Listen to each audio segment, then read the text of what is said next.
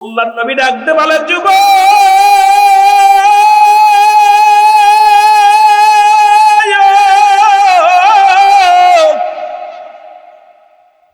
পৃথিবীর মধ্যে তুমি এমন কি গুনাহ করেছো রে, যে গুনাহ আমার আল্লাহ মাফ করব না?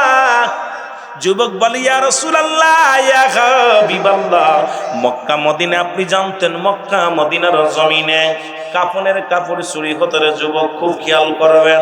ইয়া রাসূলুল্লাহ, ইয়া হাবিবাল্লাহ, ওই মক্কা মদিনার কবরে মানুষ শোয়ানো পর ওই গোরস্থান থেকে মুসলমান কাফনের কাপড় হারায় যেত।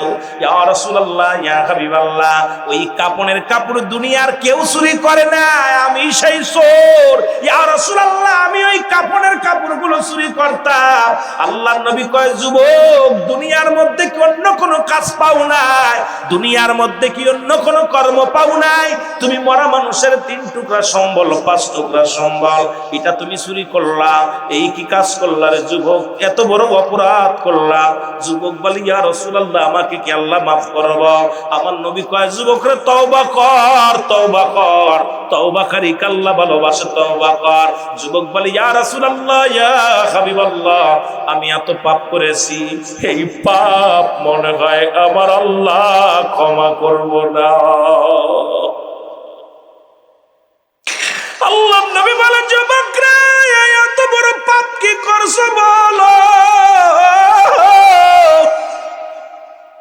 যুবক বলে, ইয়া রাসূলুল্লাহ, ইয়া হাবিবাল্লাহ, অনেকদিন যাবত মক্কা মদিনায় কোনো মানুষ মরে না, আমারও ব্যবসা ভালো না, আমিও চুরি করতে পারি না। অনেকদিন যাবত মক্কা মদিনায় কোনো মানুষের ইন্তেকাল হয় না, কবরেও নেয় না, কাফনের কাপড় চুরি করতে পারি না। অনেকদিন পরে এই জমিনের মধ্যে সুন্দরী এক নারী মারা গেল। ইয়া রাসূলুল্লাহ, ইয়া হাবিবাল্লাহ, ওই ব্যক্তির, ও নবী, ওই মহিলা একটা সতী সাথে সুন্দর নারী মারা গেল, বড় লোকের দুলালি। ও যখন মারা গেল, ওর কাপড় জানাজায় আমি নিজেই শরীক হয়েছিলাম। জানাজার নামাজ শেষ হলো, সব মানুষ যখন বাড়ি চলে গেল, আমিও অপেক্ষা আছি কখন রাত নামবে। যখন রাত নির্জুন হয়ে গেল নবী গো, ও নবী, তখন আমি গুটি গুটি পায়ে গোরস্থানে রওনা দিলাম। আইয়া গোরস্থানের মাটিগুলো খুঁড়লাম, মাটিগুলো খুঁড়িয়া যখন কাপনের কাপড়টা টান দে খুইলা নিলাম। ইয়া রাসূলুল্লাহ, ইয়া হাবিবাল্লাহ, ওই কাপনের কাপড় যখন খুইলা নিছি, নিয়া পর কে যেন আমার ভিতর থেকে বলে, যুবক, সারা জীবন কাপনের কাপড় চুরি করলা, যার কবরে ঢুকছে একবার তাকায়া দেখ, পৃথিবীর শ্রেষ্ঠ সুন্দরী নারী। অন্যায় কর, অন্যায় কর, কেউ দেখবে না, কেউ বলবে না, কেউ তোরে বাধা দিবে না। ইয়া রাসূলুল্লাহ, ইয়া হাবিবাল্লাহ, ওই নারীটার মুখের দিকে যখন তাকাইলাম, আজকে যে সুন্দরী নারী আইনা ডায়াসে বসায় বসায় গল্প করার, ডায়াসে ড্যান্স করার, নাচান, এই যুবকগুলো হা করে খেয়ে ফেলে। জোরে বলেন ঠিক কিনা? গভীর মনোযোগ, ও যুবতী, যুবকেরা শোনো। যদিও অনেকের ভিতরে লাগবে, কষ্ট লাগবে, কথাগুলো বললে কষ্ট লাগবে, তবুও বলতে হবে, কারণ মরতে হবে, ঠিক কিনা? এই কথা বলেন না কেন? মরতে হবে না?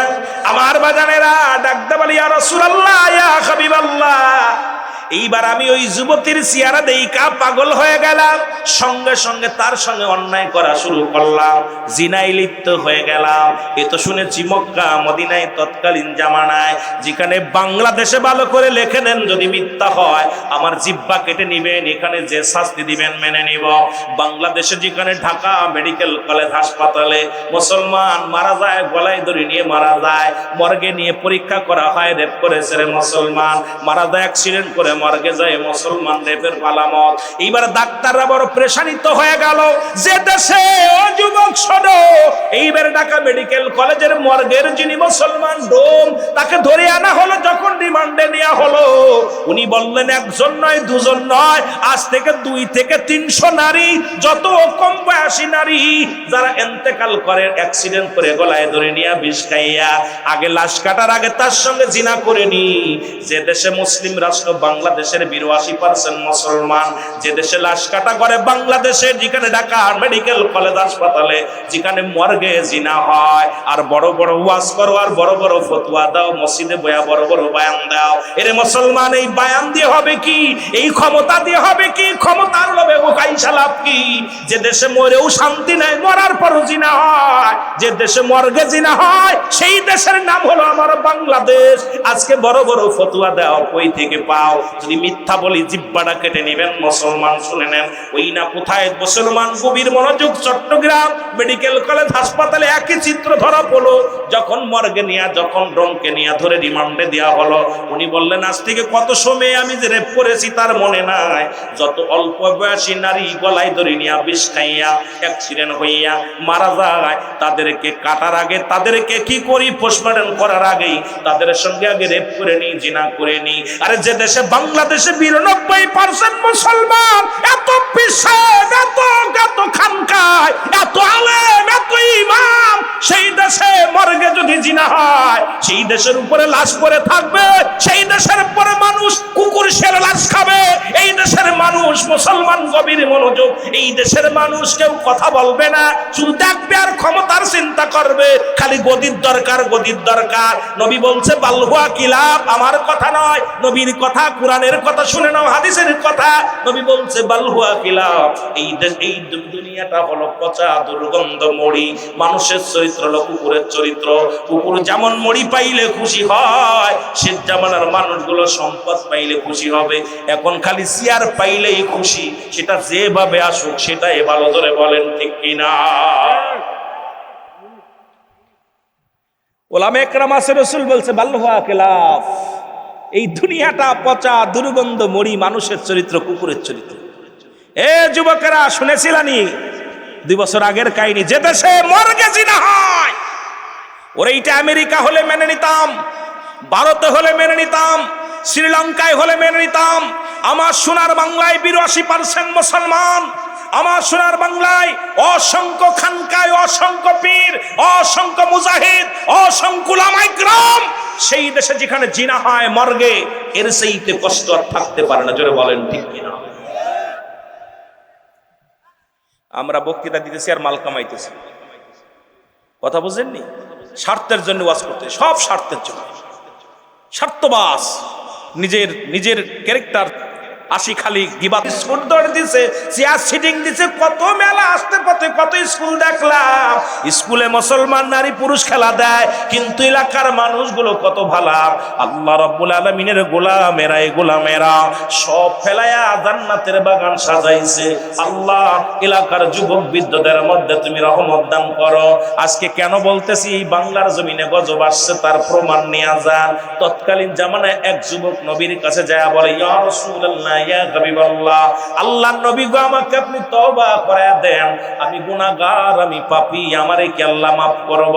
আল্লাহর নবী কয়, যুবকরে তুমি তওবা করো, তওবা করো। যুবক বলে, ইয়া রাসূলুল্লাহ, ইয়া হাবিবাল্লাহ, আমি এমন গুনাহ করেছি আমার আল্লাহ তো আমার গুনাহ মাফ করবে না। যুবক বলা পর নবীজি বলে, ও যুবক তুমি তওবা করো, তওবা করে আল্লাহরে ডাকো। যুবক বলে, ইয়া রাসূলুল্লাহ, ইয়া হাবিবাল্লাহ, নবী গো, আমার মন বলে আমার পাপ, আমার গুনাহ আল্লাহ মাফ করবো না।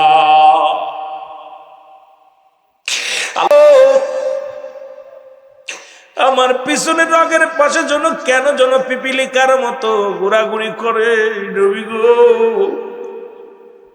আমার নবী বলে, সালাম, আরে আজরাইল হাজির হয়ে গেছে। ও সালামা, আজরাইল তোমার কাছে আগমন করেছে। রাসূলুল্লাহ সালাবার হাতখানা আঁকড়ে ধরলেন, সালাবার সঙ্গে রাসূল কালেমা পড়লেন। রাসূলের সঙ্গে কালেমা পড়তে পড়তে সালাবা রাদিয়াল্লাহু তাআলা মালাকুল মউত তার জানটা কবাজ করে নিয়ে গেছে। জোরে জোরে চিল্লায় বলা যাবে না আল্লাহু আকবার। খুব খেয়াল, শুধু 2 চোখ দিয়ে একটা বেগানা নারী গোসল করা অবস্থায় দেখে ফেলেছে। একটা দিন খানা খাই নাই, না খায় অজার নয় না কাঁদছে, তুমি পরের মেয়ের হাত ধরে রাস্তা দিয়ে ঘুরতেছো, পরের মায়া নিয়ে নাচাচ্ছ, ডিস্কো ডান্স দেখতেছ। যুবকেরা, আজকে আমার আল্লাহ যদি ধরে বাঁচার মতো কোনো কথা অনুমতি নাই। আমি আসতে পথে পয়লা বৈশাখে যা দেখলাম, নারী পুরুষ, আহা কি যে অবস্থা চলতেছে। এইটার পয়লা বৈশাখে সোহে বৈশাখ, এই বৈশাখের দিনেই কপাল পোড়া। দোয়া কর আল্লাহর কাছে, আল্লাহ ফজরের নামাজটা পড়ে আল্লাহ আমাদের বাংলাদেশের মানুষ বাংলা মাস পহিলা বৈশাখ আল্লাহ সারা বছর জন্য আমাকে সুখে শান্তিতে রাখো। আল্লাহ তুমি বালা মুসিবত দূর করে দিও। আল্লাহ আমার গজব থেকে বাঁচাইও। আল্লাহ আমার কোরআন পড়ার তৌফিক দিও, নামাজ পড়ার তৌফিক দিও। কপাল পোড়া তা না বইলা রং ঢং দিয়া ঘুরতেছিস, আর এইটার দ্বারা সমর্থন করে তারা মুসলমান বলে দাবি করে।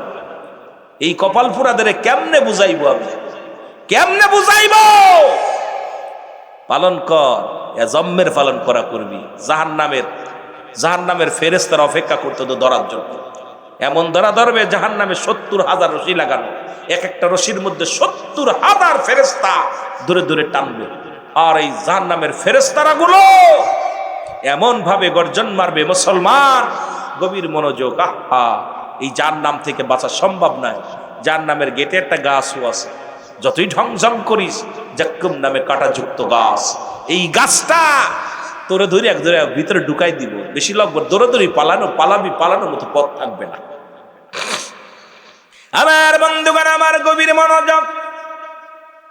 রাসূলুল্লাহ চোখের পানি ছেড়ে কাঁদতে লাগলেন। যুবক বাবারা শোনো, যেহেতু যুব সমাজের উদ্যোগে মাহফিল খানা, ও যুবক দিলের কান্ডা লাগা শোনে না। রাসূলুল্লাহ হাওমাও করে কাঁদতে লাগলেন। জিবরিল আমিন এসে সান্ত্বনা দেয়, ইয়া রাসূলুল্লাহ, ইয়া হাবিবাল্লাহ, আপনার যুবক কোরআনকে কত ভালোবেসেছে। এই কোরআনের সম্মান, এই কোরআনের ইজ্জত রক্ষা করতে যায়, ইসলামের বিধান, ইসলামকে সম্মান ইজ্জত রক্ষা করতে যাইয়া যুবক তারা নিজের জীবনটা বিলিয়ে দিছে। তওবা করতে করতে কাঁদতে কাঁদতে, ইয়া রাসূলুল্লাহ, ইয়া হাবিবাল্লাহ, আল্লাহ আমাকে পাঠিয়েছে, আপনি দেরি করেন না, আপনি সালাবারে জলদি করে গোসল করান, গোসল করে জানাজার জন্য প্রস্তুতি নেন। কারণ অসংখ্য জান্নাতি ফেরেশতারা আসমান থেকে প্রস্তুতি হয়ে আছে, সালাবারে জানাজায় আসবে। জোরে জোরে চিল্লায়া বলা যাবে না মারহাবা। এই নবীজি সাহাবীদের কথাগুলো শুনতে গেলে ভিতরে কেন যেন ধৈর্য ধরতে পারি না। তারাও যারা জান্নাতের সংবাদ পেয়েছে, রাসূল বলছে আবু বকর ফিল জান্নাতি, উমর ফিল জান্নাতি, উসমান ফিল জান্নাতি, আলী ফিল জান্নাতি, তারা তো নামাজ ছাড়ে না। আর আমরা কপাল পুরা জান্নাতের শুভ সংবাদ পাইলাম না, তারপরে নামাজ ছাড়ি, রোজা ছাড়ি, দুনিয়া দুনিয়া দুনিয়া দুনিয়া নিয়ে ব্যস্ত। জোরে বলেন ঠিক কিনা? আওয়াজ নাই, নিবেন নি? কথা বলেন, আসেনি পকেটে নিয়ে যাবেন। আল্লাহ কি কয় জানেন? কোরআন কি কয়? কুল্লু মান আলাইহা ফান, সব শেষ করে দিবে কে? আর একটু জোরে। মন্ত্রী, এমপি, আয় হা, ইসরায়েলরা ধরছে কারে? ধরছে কারে? ইরান রে। ধরছে কারে? ফিলিস্তিন রে। আইরে দোয়া করতেছে, আর আল্লাহ যখন ধরবো, রব্বে কারিম যখন ধরবে, ছুটার মতো পথ নেই। এখন তো অন্য রাষ্ট্র একটু সাথে থাকলে একটু সাহস পাচ্ছে, সেদিন আল্লাহ যেদিন ধরবো কেউ পাশে থাকবো না। যেটা বলেন থাকবো? আল্লাহ যেদিন গজব দিব থাকবো। যুগে যুগে অসংখ্য নবীর উপরে গজব দিছে, অসংখ্য কমের উপর আল্লাহ গজব দিছে। কারণ কি? তার অনুগত্য অস্বীকার করছে। বাংলাদেশে গজব অচিরে আসতেছে।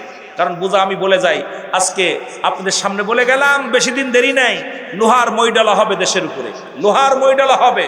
অসুর খাবে, মানুষের লাশের উপর দিয়ে হাঁটবে। ভালো করে লিখে নেন, আমি সিদ্দিকী সাহেব বলে গেলাম। কারণ রাজনীতির যে অবস্থা, দেশের যে অবস্থা, দেশের প্রতিটা মানুষ এই চেয়ারের জন্য পাগল। তারা দেশের ভাবে না, সবাই চেয়ারের চিন্তা। জোরে বলেন ঠিক কিনা? কারণ ওরা মানুষকে মেরে, মানুষকে হত্যা করে হলেও ক্ষমতা ক্ষমতা চেয়ার দরকার। এই মানুষগুলো দেখবেন, আমি লিখে নেন ভালো করে, যে সিদ্দিকী সাহেব এই মহল্লা এসে বলে গেছে, রক্তের বন্যা হবে, ওই কাশ্মীর মুসলমানদের দখলে আসবে। কারণ কিয়ামতের যে আলামত গুলো আমি গুনাহগার ওয়াজ করেছি, সবগুলো এখন আমাদের ভিতরে দেখতে। জোরে বলেন ঠিক কিনা? অবস্থা খুব শোচনীয়। কি বলেন? সব শেষ কিনা? আরো জোরে বলেন, শেষ কিনা? আমার কথাগুলো একটু খেয়াল করবেন, বসে বসে একটু খেয়াল করবেন। সিদ্দিকী সাহেব বলে গেল কথাগুলো কত দূর সত্য, আপনার বিবেক বলে দিবে। এই জন্য অ্যারিস্টটল, সক্রেটিস বইলা খাফার বলছে নো দ্য সেলফ, নিজেকে নিজে চিনতে হবে, মান আরাফান নফস, নিজের নফসকে চিনতে হবে, কলবু সালিম, আত্মাটাকে প্রসিদ্ধ করতে হবে। এখন আমি আপনি কেউ আমাকে নিয়ে ব্যস্ত না, খালি অন্যকে নিয়ে ব্যস্ত, ঠিক না ঠিক না, খালি অন্যকে নিয়ে ব্যস্ত। একটু মহব্বতের সঙ্গে দুরূদ শরীফ পড়ুন, আল্লাহুম্মা। ভাই চা কই?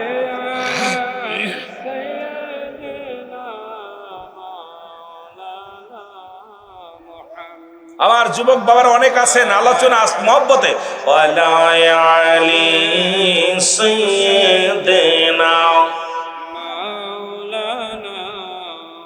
এ দুনিয়ার মুসলমান,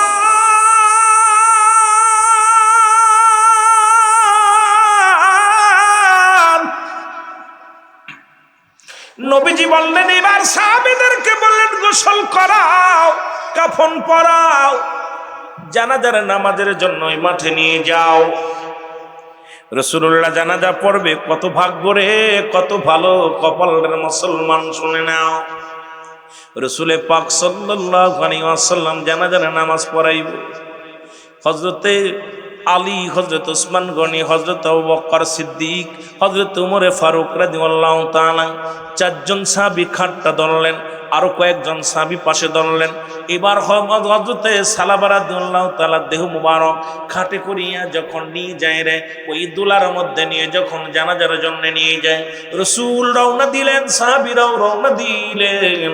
রাসূলুল্লাহ অনেক পিছে পড়ে গেলেন। এবার হযরত উমরে ফারুক ডাক দিয়ে বলে, ইয়া রাসূলুল্লাহ, ইয়া হাবিবাল্লাহ, আমরা তো লাশ নিয়ে অনেক আগেই চলে আসলাম, আপনি কেন আসেন না? নবীজি দাঁড়ায় আছে, মুসলমান পা আগায় আগায় না, আগায় আগায় না। আল্লাহ নবী ডাক দিয়ে বলে, উমর রে, আমি কেমনে আইব রে? আমার রব্বুল আলামিন আমার সালাবার উপরে খুশি হইয়া, আমার সালাবার উপরে রাজি হইয়া, একজন নয়, দুজন নয়, ৭০,০০০ ফেরেশতা জমিনের মধ্যে পাঠা দিছি সালাবার জানাজাই। জোরে জোরে চিল্লায় বলা যাবে না মারহাবা। রাসূল বলতেছে, সাহাবীরে, আমি কেমনে আইব? অসংখ্য ফেরেশতারা জমিনের মধ্যে নামছে আমার সালাবার জানাজার নামাজ আদায় করার জন্য। আজকে মুসলমান কথাগুলো বললে কষ্ট হয়। ও যুবক, ওই জাহিলা জামানায় শুনেছি, আজকে যুবক সমাজ পারে জাতিকে পরিবর্তন করতে। এরাও পারত আজকে খেলা দিতে, অনেক জেলায় লাঠি খেলা দিছে, ঘুড়ি দৌড় দিছে, থেকে টায়ার পড়ে খালি গিবাত, খালি গিবাত। কোন কিতাবে পাইলা? হক কথাগুলো বলো, সত্য কথাগুলো তুলে ধরো, সমাজ বাঁচাও, জাতি বাঁচাও, নিজে বাঁচাও, পরিবার পরিজনকে বাঁচাও। জোরে বলেন ঠিক কিনা?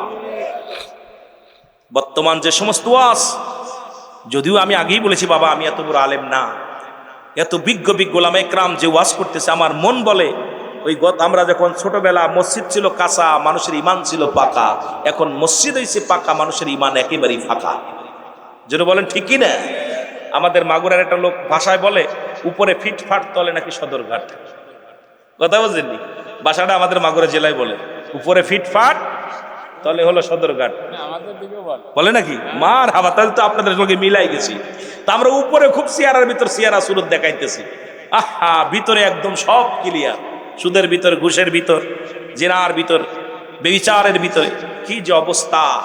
এই যে সমাজে, যারা বলেন এর থেকে বাঁচা কি সম্ভব? এই রে মানুষ শুধু বেহুশ দুনিয়ার পিছে, কি জবাব দিবি রে তুই আল্লাহর কাছে? বলেন কি জবাব দিবি রে তুই? একটু মহব্বতে বলেন, এই রে মানুষ শুধু বেহুশ, এই রে মানুষ দুনিয়ার পিছে, কি জবাব দিবি রে তুই আল্লাহর কাছে? বলেন কি জবাব দিবি? জবাব দেওয়ার মতো কোনো উপায় থাকবে না। যাররা যাররা ব্যবহার, যাররা যাররা হিসাব হবে। আল্লাহর নবী বলে, যুবক মনে আসেনি? দূর হয়ে যা, আমার সামনে থেকে দূর হয়ে যা।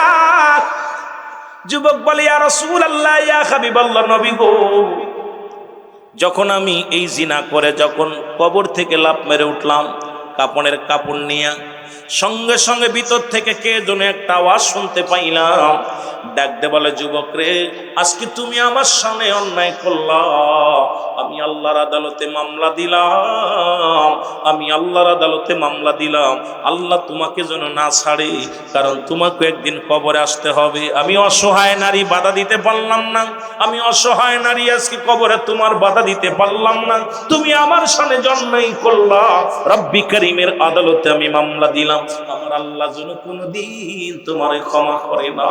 ইয়া রাসূলুল্লাহ, আমি এরপরে বাড়ি গেলাম, বাড়ি যা যখন আমি গোসল করিয়া খানা খাইলাম, নবী গো, ইয়া রাসূলুল্লাহ, আমি ঘুমাইতে পারি না, এরপরে খাইতে পারি না, ওই আওয়াজটা বারে বারে আমার কানে এসে লাগে, যুবক রে, তোমার কবরে আসা লাগবে, এই কবর তোমারে ছাড়বে না, আমি আল্লাহর আদালতে মামলা দিলাম। ইয়া রাসূলুল্লাহ, ইয়া হাবিবাল্লাহ, এই অবস্থায় আমারে কি আমার আল্লাহ মাফ করবো না?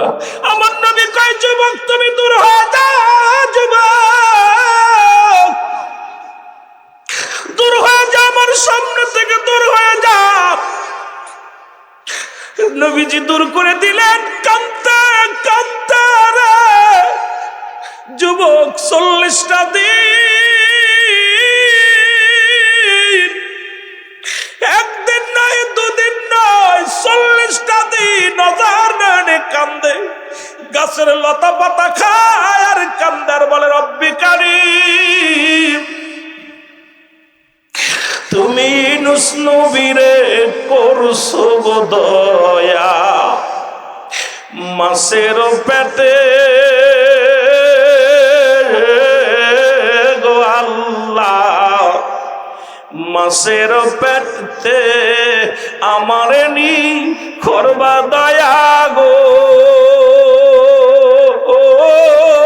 আল্লাহ, ই গুনাহ হতে মাফ হতে গো আল্লাহ, আমারে নি করবা তুমি ক্ষমা। তুমি মুসা নবীরে করছো গো দয়া, ওই তোর পাহাড়ে উঠাইয়া আমারে নি করবা দয়া আল্লাহ, তোবার লাগিয়া গো আল্লাহ, আমারে নি করবা তুমি দয়া। তুমি ইব্রাহিম নবী কি করছো গো দয়া, নমরুদের গুনে গো আল্লাহ, আমারে নি করবা দয়া, এই গুনাহ হইতে গো আল্লাহ, ও আমার আল্লাহ। জোরে জোরে চিল্লা বলা যাবে না মারহাবা।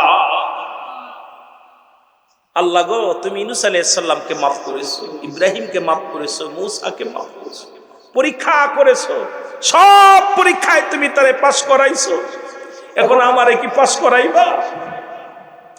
যুবক একদিন নয় দুদিন নয়, 40টা দিন খানা খায় না রে, 40টা দিন অনাহারে পড়ে আছে রে, চোখের পানি পড়তে পড়তে ঘা হয়ে গেছে, চোখের পানি গুলো পড়ে মুখের গোস্ত গুলো খসে খসে জমিনের মধ্যে পড়ছে।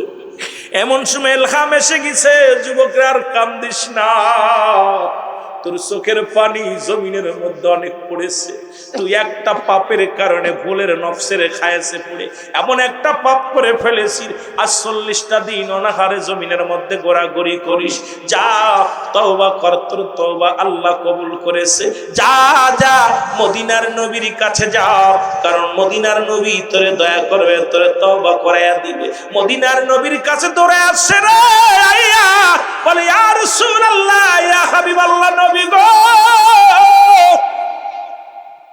আল্লাহর নবী বলে, যুবক রে, তুমি আবার আইছো। যুবক বলে, ইয়া রাসূলুল্লাহ ইয়া হাবিবাল্লাহ আপনার কদম থেকে যদি বিতাড়িত করে দেন নবী গো আমি কোথায় যাব আমার তো যাওয়ার জায়গা নাই আমার তো বলার জায়গা নাই নবী গো ও নবী আমারে আপনি মাফ করে দেন আমার নবী কয় যুবক রে তওবা কর তওবাকারী আল্লাহ ভালোবাসে বাবারে আমার যুবকের মুখের দিকে তাকায় দেখে রাসূলুল্লাহ যুবকের মুখের গোশতগুলো খুশি খুশি পড়ে গেছে যুবকের হাড্ডিগুলো ও মুসলমান শুকায় গেছে গায়ের গোশতগুলো শুকায় কঙ্কাল হয়ে গেছে জিবরিল আমিন বলে নবী গো আর কিছুক্ষণ বাঁচবে হয়তো ঘন্টা খানেক জমিনের মধ্যে হায়াত আছে আপনি যদি তওবা না করায় দেন জাহান্নামের লাঠি হয়ে যাবে নবী গো যে ব্যক্তি এত বড় একটা অন্যায় করে অনুশোচনা হইয়া কাঁদছে তাকে আল্লাহ মাফ করে দিয়েছে আপনি তওবা করায়া দেন আমার রাসূলুল্লাহ তওবা করায়া দিয়েছে তওবা করানোর কিছুক্ষণ পরেই দুনিয়ার মায়া ছেড়ে চলে গেছে আজকে আমরা কত অন্যায় করলাম কত জিনা করলাম ব্যভিচার করলাম একদিনও কান্দি না একদিন অনুশোচনা করি না আরে ভাই এই অবস্থায় যদি মারা যায় জাহান্নাম ছাড়া কোনো গতি নাই জাহান্নাম ছাড়া কোনো গতি নাই জোরে জোরে চিল্লায়া বলা যাবে না ঠিক কি না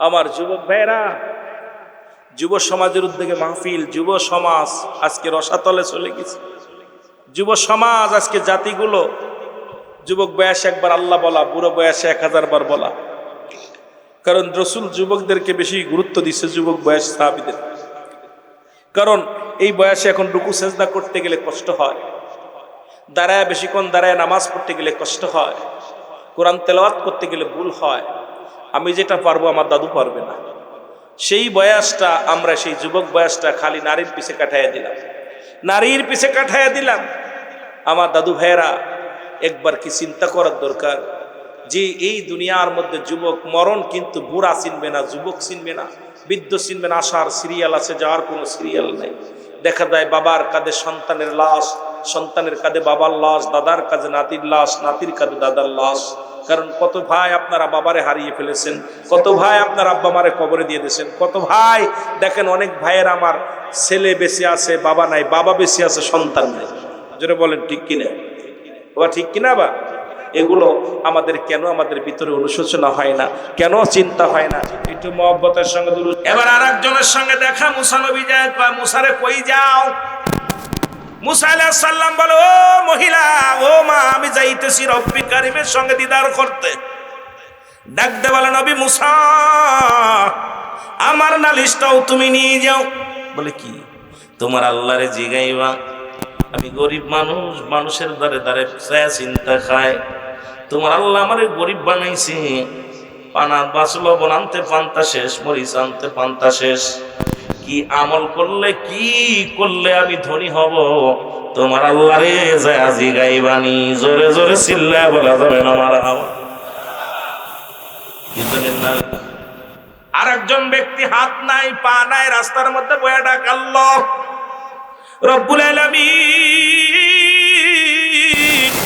ও আমার আল্লাহ চিৎকার মেরে কান্দে ডাকতে বলে নবী মুসা তুমি কই যাও কই যাইতেছি রব্বি কারীমের সঙ্গে সাক্ষাতের জন্য যাই বলে তোমার মাওলারে জিগাইবানি আমারে আমার আল্লাহ হাত দেয় নাই পা দেয় নাই আরে আমারে কিসের জন্য বানাইছে আমার মতো প্রতিবন্ধী আমার মতো অসহায় মানুষের কেন বানাইলো আমার দিয়া কোনো কাজে লাগবে নি তোমার আল্লাহরে জিগাইবানি জোরে জোরে চিল্লায় বলা যাবে না আমার হাওয়া মুসা নবী কয় তোমার নালিশটাও নিলাম এবার নালিশগুলো নিয়ে রব্বি কারীমের সঙ্গে দিদার হয়ে গেল দেখা করতে গেলেন খুব মনোযোগ দেখা করতে গেলেন তার আগে আজরাইলের সঙ্গে সাক্ষাৎ আজরাইল এসে মুসা নবীর কাছে দাঁড়ায় গেছে আসসালামু আলাইকুম হে নবী মুসা কয় নবী মুসারে খুব খেয়াল করবেন কই থেকে কই যায় আলোচনা শুরু করি না এখনো কেবলমাত্র সালাম বিনিময় করলাম কষ্ট হচ্ছে কেন আমি ভূমিকা নয় আলোচনা তাই দেরি হয়ে যায় অনেক সময় চিন্তা করি কথা বলে শেষ করতে পারবো না লোকজন কম আরো আসলে মজা লাগবো তাদের কপাল বালা এটা আইব দুইটা জান্নাত এবং জাহান্নাম এইটা বানাইছে আমার আল্লাহ কিন্তু কবর গোরস্থান এইটা সবার জন্য বানাইছে। মালাকুল মউত একমাত্র স্রষ্টার মৃত্যু নাই, সৃষ্টির মৃত্যু আছে, যারা বলেন ঠিক কিনা। সুতরাং পালাবি কই যায়, জায়গা নাই। এখন চা খাইতেছিস, খা। যদি রাত্রে ধরা পড়িস ফজরের পরেই জানাজা, এখন ঠিক কিনা। জোহরের নামাজের পরে তো ঠ্যাং টেনে নিয়ে শোয়াবি যা, জোরে বলেন ঠিক কিনা। এই যে মার পালায় থাকতে পারবি না, এই জায়গায় আসতে হইব। তখন মানুষ 4 জন ধরে নিয়ে আসবো।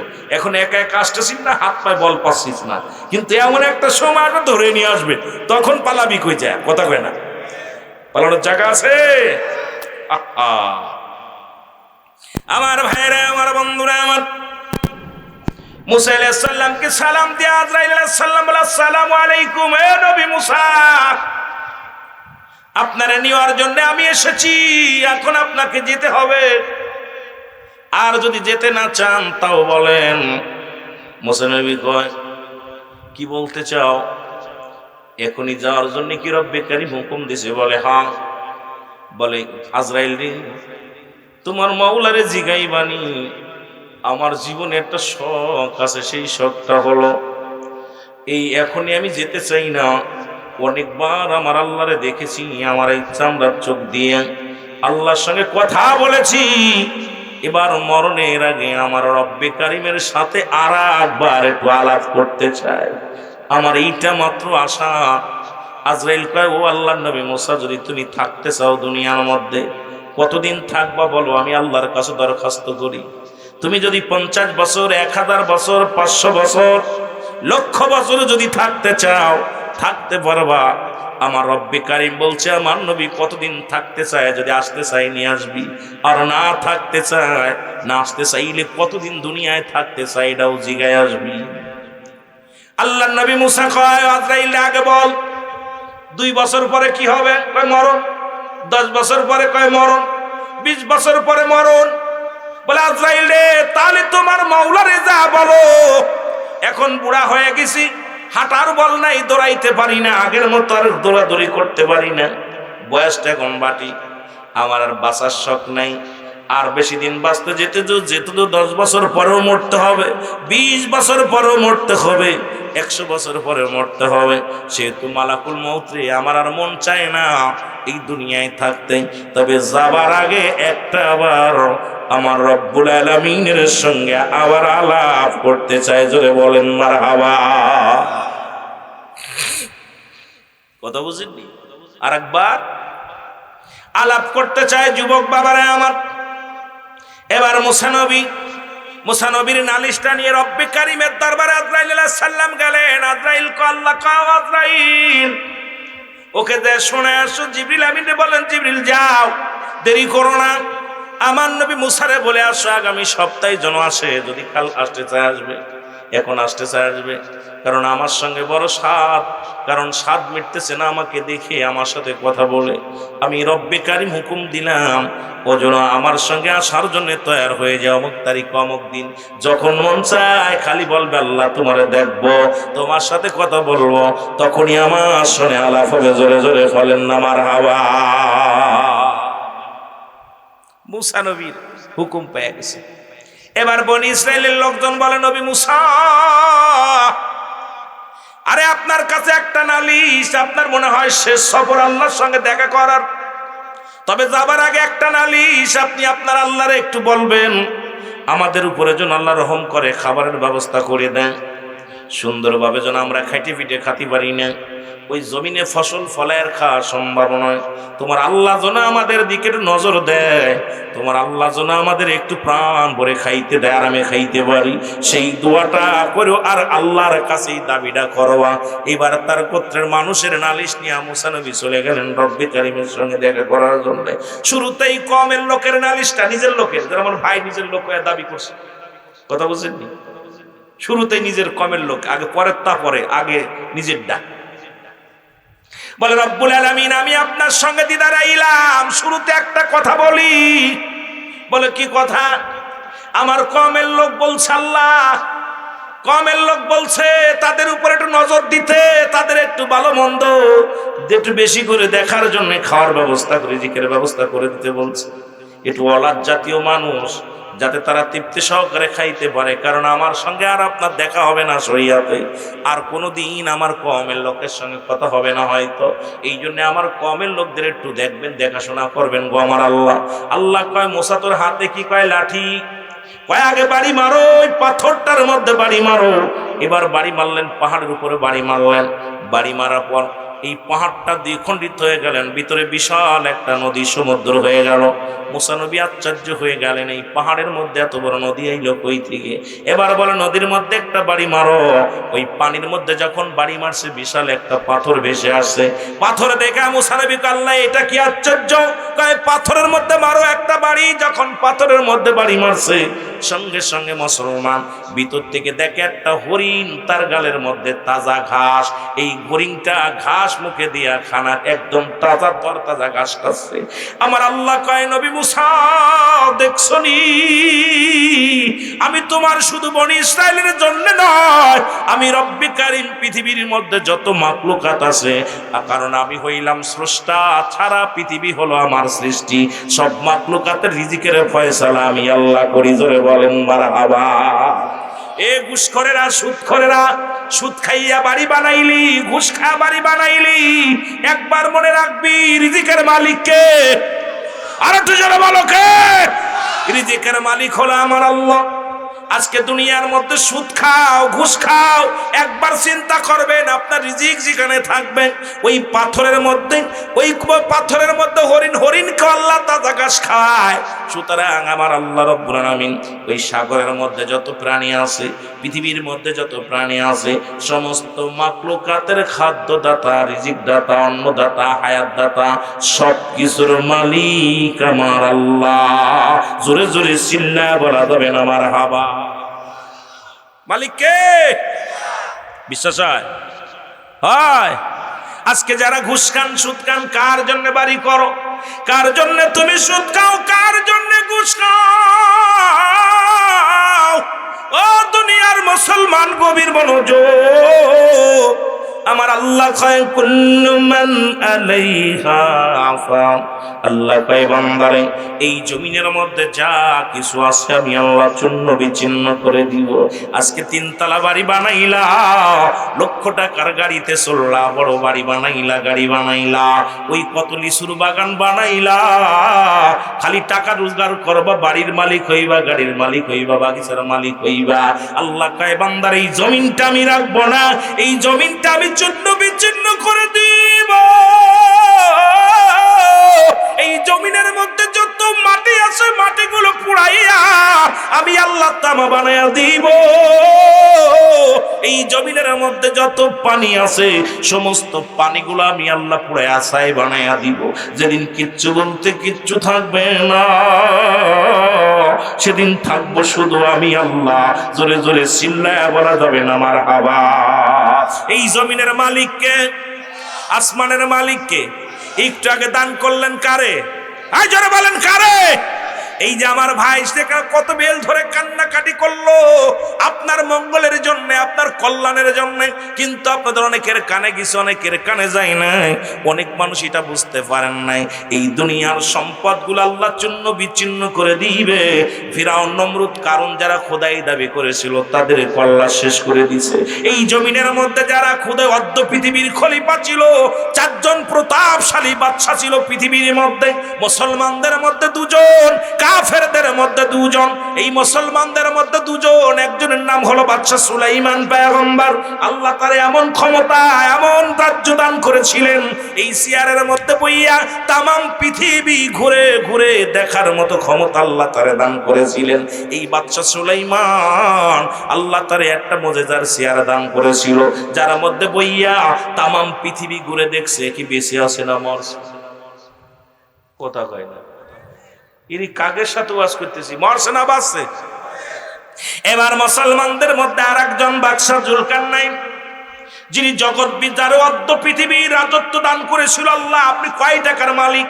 3 টাকার মালিক, 50 টাকার মালিক, লক্ষ টাকার মালিক, হয় বাংলাদেশের মালিক না হয় এশিয়া মহাদেশের মালিক। কিন্তু আল্লাহ তাআলা এই বাদশা জুলকারনাইনকে তামাম পৃথিবীর মধ্যে রাজত্ব আল্লাহ দান করেছিল। আল্লাহ তাকে একটা মজেদার ঘোড়া দান করেছিল। এই ঘোড়াটার মধ্যে চড়িয়া উনি যখন সফর করতেন, এই একটা কদম ফেললে 12,000 মাইল অতিক্রম করতো। জোরে জোরে চিল্লায় বলেন মারহাবা। একটা কদম যখন ঘোড়া পা ফেলতো 12,000 মাইল অতিক্রম করত। ও যুবক, এই ঘোড়াটা মুসলমান বাদশা জুলকারনাইন, উনি লম্বা ছিল 48 হাত লম্বা। কত হাত? আসেনি নাটোর জেলায়, বাংলাদেশে কেউ আসেনি? কত হাত? 48 হাত লম্বা মানুষটা। তার হায়াত ছিল, মুসলমান শুনে নাও, তার হায়াত ছিল পৃথিবীর মধ্যে 1600 বছর। কত বছর? আপনি বাঁচবেন কয় বছর? এত মস্তানি আসে কই থেকে? আল্লাহর দিনের পথে কেন থাকবেন না? কেন সিগারেটের নেশা, কেন বিড়ির নেশা, কেন পানের নেশা, কেন মুসলমান জুয়ার নেশা, কেন দুনিয়ার পাশে গরু? ও যুবক শুনে নাও, এইবার বাদশা জুলকারনাইন দুনিয়ার মধ্যে 1600 বছর হায়াত আল্লাহ দিলেন। তামাম পৃথিবী ঘুইরা দেখছে মাত্র 2 বার। অল পৃথিবী ঘুইরা দেখছে। যারা মক্কা মদিনায় গেছেন হজ করতে, মক্কা থেকে মদিনায় যারা গেছেন, ও যুবক, এই উত্তর দিকে একটা মহকামা আছে। মহকামাটার নাম হলো আলেকজান্দ্রিয়া সিটি শহর বলা হয়। এই শহরের মধ্যে বাদশা জুলকারনাইনকে শুয়ায় রাখা আছে। ওর মধ্যে লিখে রাখছে সাইনবোর্ডের মধ্যে, আমি বাদশা জুলকারনাইন যদি জানতাম আমার হায়াত সীমিত, জীবনেও আমি দুনিয়ার পিছে দৌড়াইতাম না। ও দুনিয়ার মানুষ, আমি যে ভুল করেছি তোমরা করো না। তোমার জীবনটা মাওলার পথে কাটায়া দাও। 1600 বছর বাঁচিয়া যদি কয় সামান্য হায়াত, আর আমি আপনি বাঁচবো মাত্র 40 বছর, 50 বছর। এরপরে বাড়ির নিশা, গাড়ির নিশা, সংসারের নিশা, বোর নিশা, এত নিশা আসে কই থেকে বুঝি আসে না। জোরে জোরে চিল্লায় বলা যাবে না, ঠিক কিনা? 1600 বছর বেঁচে গেছে, আমার হায়াত সীমিত। চিন্তা করছেন? আর আপনাদের এলাকায় হয়তো 100 বছর বাঁচবে। কয় বছর? 80-90 মোটামুটি মুরব্বীরা। আর সেই মুরব্বী নাই, হয়তো এনার মোড়া 90-90 তো 80 কেবল। কথা বুঝেননি? এই 80 কলমের গ্যারান্টি। হয়তো 100 বছরের মানুষ খুব কম আছে। আছে নাকি বাজান? আর বাজানের বয়স কত হইব? 90-90। আহারে, এমনি বুড়া হয়ে গেছেন আর 1600 বছর বাঁচছে। কষ্ট যে আমার হায়াত মাত্র সীমিত। কথা বুঝিনি রে বা? তা আমি যদি আগে জানতাম যে এত অল্প হায়াত, তাহলে আর দুনিয়ার এই রাজত্ব ছেড়ে দিয়ে খালি আল্লাহর পথে কাটাইতাম দিন। কথা বুঝছেন? আমার ভাইরা, আমার বন্ধুরা, আমার উনা কল্লা দুনিয়া থেকে নিয়ে গেছে। এবার কাফেরদের মধ্যে 2 জন। একজনের নাম ছিল বাদশা নমরুদ, যাকে বলা হয় ফেরাউন। নমরুদ মুসলমান শুনে নাও, আল্লাহ তারও এই পৃথিবীর মধ্যে ক্ষমতা দান করেছিল। দেখি আমার পথে দিন ব্যয় করে কিনা, আমার দিনের কথা বলে কিনা, আমার পথে চলে কিনা। এই খাটাসির বাচ্চা কিন্তু জীবনেও কোনোদিন চলে নাই। আল্লাহর নাফরমানি কইরা নিজেকে খোদা দাবি করে ফেলেছিল। সর্বশেষের মুসলমান। আর একজন ছিল মুসলমান কাফেরদের মধ্যে, তার নাম ছিল বুকতা নসর। এই পৃথিবীর মধ্যে উনিও ছিল দুর্দর্শ সন্ত্রাস। এই 4 জন ব্যক্তিকে আল্লাহ তামাম পৃথিবীর রাজত্ব, অর্ধ পৃথিবীর খলিফা বানিয়ে দিয়েছিল। তাদেরকে আল্লাহ দুনিয়ার থেকে নিয়ে গেছে। ফিরআউন, নমরুদ, কারণ কেউ বেঁচে নয়। আমিও থাকবো না, আপনিও থাকবেন না। শেষ বিদায়ের ঠিকানা হলো কবর। জোরে বলেন ঠিক কিনা? ওরে আজ না হয় কাল তুমি যাইবা কবরে, যাবার বেলা গো তোমার সবই রইল পড়ে, যাবার বেলায় দেখবে গো। বলো আজ না হয় কাল তুমি, আজ না হয় যাইবা কবরে, যাবার বেলায় দেখবে গো তোমার সবই রইল পড়ে, যাবার বেলায় দেখবে গো। ও ভাই, ঘর করলা, বাড়ি করলা, সবই যাইবা রে। জায়গা করলা, জমি করলা, সবই যাইবা রে। যেদিন আজরাইল ধরা দিবে রে, জোরে বলেন ঠিক কিনা? এর বাংলাদেশে 3 বারের সফল মন্ত্রী ছিল প্রধানমন্ত্রী বেগম খালেদা জিয়া, তাকে আল্লাহ নিয়ে গেছে গো। সুতরাং আমিও আপনি চলে যাব, ক্ষমতার দাপট দেখায় লাভ নাই। কত এমপি, কত মন্ত্রী, কত টাকাওয়ালা এই দুনিয়ার মধ্যে আসলো আর গেল, আমারও বিদায় নিতে হবে। জীবনের 3টা বিপদ। 1 নাম্বার বিপদ হলো মানুষের মরণ। 1 নাম্বার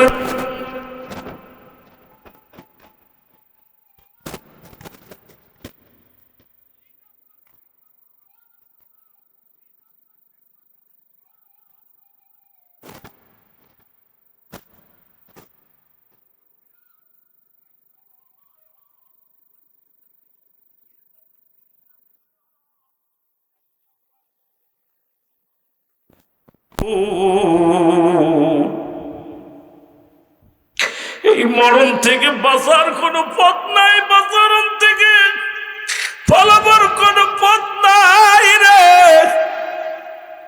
পৃথিবীর মধ্যে আসার একটা সিরিয়াল আছে, যার কোনো সিরিয়াল নেই। দেখা যায় বাবার কাঁধে সন্তানের লাশ, সন্তানের কাঁধে বাবার লাশ। একটু আগে মিজানুর রহমান ভাই বললেন, যখন লাশ নিয়ে বৃষ্টির মধ্যে আসতে যায় পিছলে খাইতে হয়, কেউ রাখার পক্ষে না, তারপরও বিদায় করে দেয়। কবর খোঁড়া পর পানি উঠে যায়, ওই কবরের মধ্যে মুসলমান খুঁড়তে যাইয়া কত পানি উঠে যায়, কেউ রাখার চিন্তা করে না, সবাই বিদায় করার চেষ্টা করে। এই দুনিয়ার মধ্যে আইরের সম্পদের পাহাড় করলাম, দুনিয়ার মধ্যে বাড়ি করলাম, গাড়ি করলাম, আদরের ছেলে আমার নয়, আদরের মেয়ে আমার নয়, এই দুনিয়ার কেউ আমার জন্য না রে মুসলমান। এই জন্য মরণের পেয়ালা পান করতে হবে। এই কুরআনুল কারীমের মধ্যে সব সূরা তুমি অস্বীকার করতে পারো, একটা এত স্বীকার করার মতো ক্ষমতা নাই। আমার আল্লাহ বলেন, কুল্লু নাফসিন যায়িকাতুল মাউত আলা ইন্না আউলিয়াল্লাহি লা ইয়ামুত। জোরে জোরে চিল্লায় বলো মারহাবা, একটু জোরে বলো মারহাবা। আমার কালো ময়নারে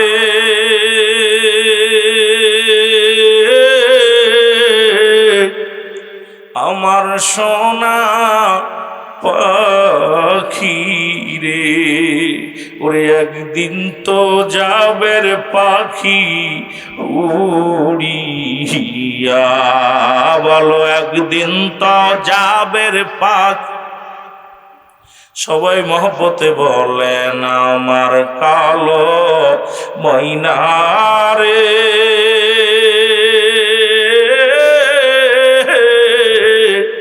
আমার সোনা পাখি রে, ওরে একদিন তো যাবের পাখি উড়িয়া,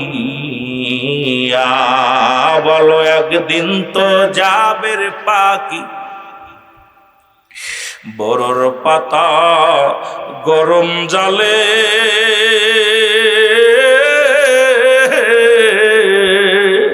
শুয়ায়া মশারির তলে গোসল করাইবে সবাই আসিয়া, ছেলে মেয়ে পাগলের বেশে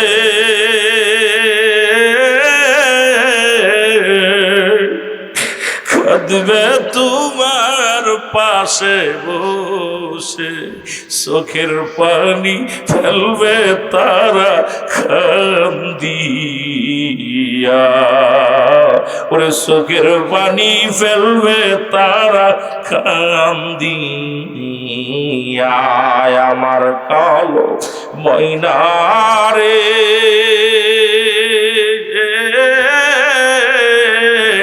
আমার সোনা পাখি রে, ওরে একদিন তো যাবের পাখি উড়িয়া,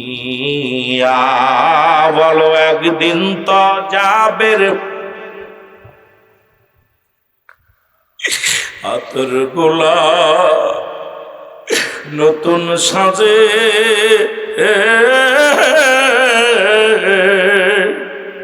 পালকিতে চড়াইয়া সবে নতুন ঘরে দিবে তোমায় শুয়ায়া,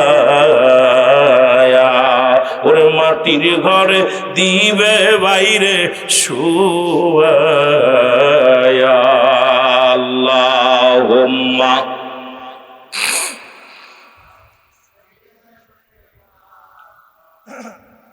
একটু মহব্বতের ভাই ওয়াইলায়া। এ দুনিয়ার মুসলমান,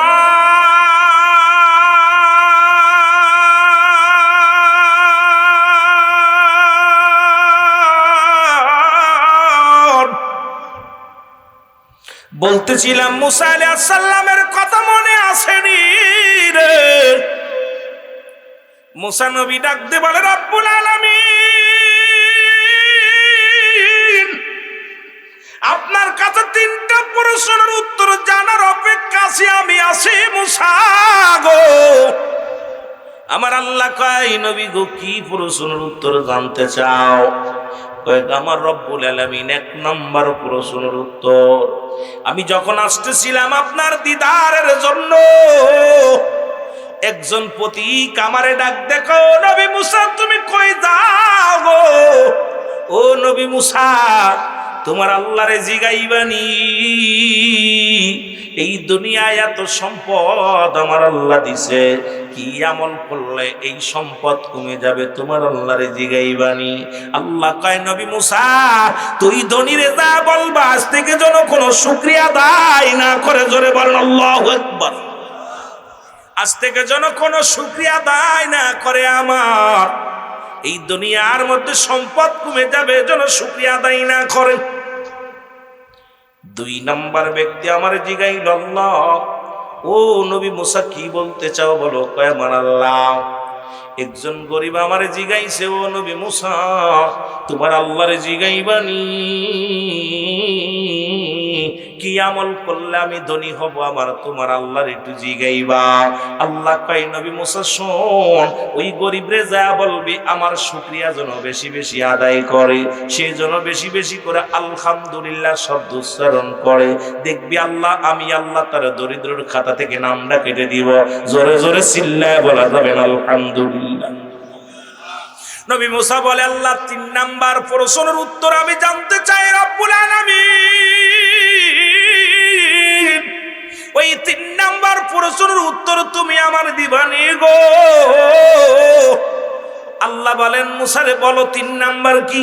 বলে, আল্লাহ একজন ব্যক্তি তার হাত নাই, তার পা নাই, এই দুনিয়ার মধ্যে বড় অসহায়, আল্লাহ তার হাত দেয় নাই, পা দেয় নাই, এই ব্যক্তির অবস্থা আল্লাহ কয়, নবী মুসারে তারে যায় বলবা যে, সে বলছে, আল্লাহ ও নবী মুসা তোমার আল্লাহরে জিগাইবানি, আমারে কিসের জন্য বানাইছে, আমার দে কোনো কাজে লাগবে নি। আমার আল্লাহ কয়, নবী মুসারে যায় তারে বলবা, জাহান্নামের মধ্যে অনেকগুলো ছিদ্র আছে, জাহান্নামের অনেকগুলো ফুটো আছে, ওই প্রতিবন্ধীরে দিয়া আমি আল্লাহ জাহান্নামের ছিদ্রগুলো বন্ধ করব। জোরে জোরে বল আল্লাহু আকবার। বলেন দি, হাত নাই পা নাই, এই লোকটারে যদি বলা হয় তোরে জাহান্নামের ছিদ্র বন্ধ করবো, এইটা উত্তরই বা কেমনে দিব, আর এর কাছে কেমনে যায় বলবো? এর নবী মুসা চলে আসলেন। মুসলমান গভীর মনোযোগ, এইবার ধনীর সঙ্গে দেখা, খুব খেয়াল করবেন বাবা। ধনী জিগায়, ও নবী মুসা তোমার আল্লাহরে জিগাইছো নি? নবী মুসা কয়, হ জিগাইছি। কয়, কি উত্তর দিছে বলো? বলো, ধনী আমার আল্লাহ বলছে তুমি আজ থেকে আল্লাহর প্রশংসা করবা না, শুকরিয়া আদায় করবা না, দেখবা তোমার ধন সম্পদ সব কমে যাবে। ধনী ডাক দে কয়, নবী মুসা তুমি কি আমারে পাগল পাইছো নি? যদি ধন সম্পদ দিয়া যদি পাহাড় পর্যন্ত আমার ধন সম্পদ দেয়, তবু আমি আল্লাহর সঙ্গে নাফরমানি করতে পারবো না। উচ্চ কণ্ঠে আওয়াজ দিয়ে আর একবার চিল্লায় বলছে আলহামদুলিল্লাহ। ধনীর যত পরিমাণ সম্পদ ছিল দ্বিগুণ পরিমাণ সম্পদ আরো আল্লাহ বাড়ায়া দিছে। জোরে জোরে বলেন মারহাবা। খালি শুকরিয়া দিয়ে মুসা পাগল পাইছো আমার আল্লাহ দিতেছে, আমি শুকরিয়া আদায় করবো না কেন? শুকরিয়া আদায় করবেন, যে হালাতে থাকেন বলবেন আলহামদুলিল্লাহ, মারহাবা বলেন না আরো জোরে। এইবার মুসা নবী দেখা হয়, গরিবের লগে দেখা গো। নবী মুসারে ডাক দেখো, নবী মুসা তোমার আল্লাহরে জিগাইছনি? মুসা কয় হ জিগাইছি। কয় আমার উত্তর দিছে কি? কও। কয় জিগাইছি, আমার আল্লাহ বলছে তুমি বেশি বেশি করে আমার আল্লাহর শুকরিয়া আদায় করবা। মহিলা রাগ করে কয় নবী মুসা রে, তোর আল্লাহর কেন এত শুকরিয়া আদায় করব? আমার নাই কোনো ঘর, নাই কোনো খাবার, দাই ঠেকেছি কিনি তোর আল্লাহর শুকরিয়া আদায় করব। এই কথা বলার সঙ্গে সঙ্গে একটা বড় একটা তুফান আসলেন। এই তুফানের সঙ্গে সঙ্গে তার ছোট্ট একটা কুঠুরি ছিল, এটা ভেঙে গেল। দৌড়ে যে মুসা নবীর হাতে ধরে পায়ে ধরে কো নবী মুসা, সারাদিন মানুষের কাছে চা খাইতাম, রাত্রে একটা জায়গা থাকার জায়গা ছিল, তোর আল্লাহ এটাও কাইরা নিল রে নবী মুসা রে। আরে আমি বুঝতে পেরেছি আমি নাফরমানি করেছি। সঙ্গে সঙ্গে বুড়িমা ডাক দেখ আলহামদুলিল্লাহ। আল্লাহ আমি যে অবস্থায় থাকে, যদিও চেয়ে চেয়ে খাই, মানুষের দ্বারে দ্বারে ভিক্ষা করে খাই, তুমি আমার একটা থাকার জায়গা করে দিয়েছিল গো আল্লাহ, তোমার শুকরিয়া আদায় করি আলহামদুলিল্লাহ। সঙ্গে সঙ্গে বুড়িমাকে আল্লাহ ধনী বানায় দিছে। ধরে বলেন মারহাবা। ওয়াজ কিন্তু শিখে নিয়েন, খালি খাইয়েন না ওয়াজটা। আল্লাহ ধনী বানানোর জন্য আপনার আল্লাহ অনেক ভালোবাসে, মায়া করছে, আল্লাহ আদর করে আপনারা বানাইছে। পৃথিবীর মধ্যে আল্লাহ কত ভালোবাসে বান্দারে, এই বান্দার আল্লাহর ভালোবাসার মধ্যে আলোচনা করলে রাত শেষ হয়ে যাইব। কথা বোঝেননি?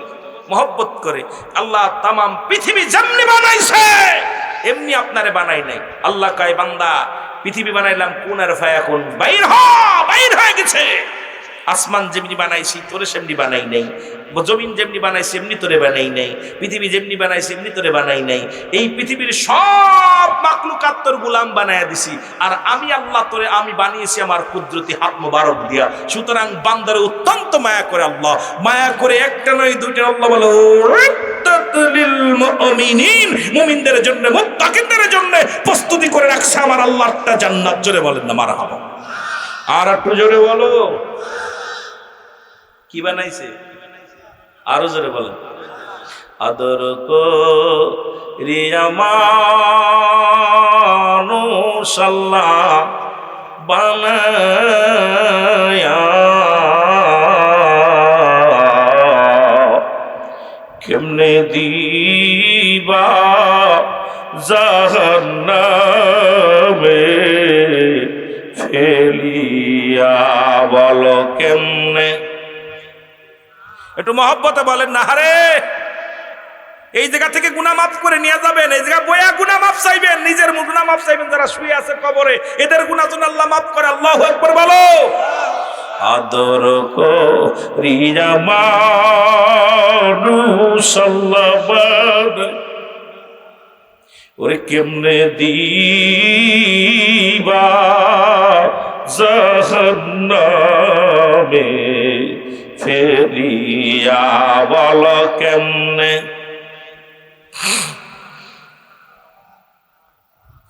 তুমি যদি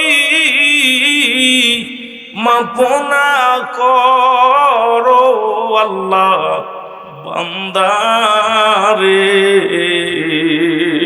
তুমি যদি মাফ না করো আল্লাহ বান্দারে, তোমার বান্দা যাবে গো আল্লাহ কার কাছে।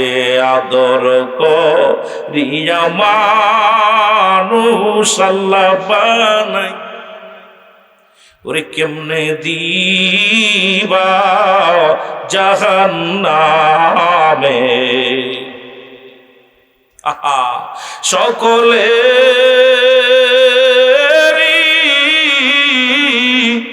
দরজা হইতে আল্লাহ ফিরিয়া এই মাহফিলে কান্দি গো গোলাম বসি আল্লাহ ও রব্বুল আলামিন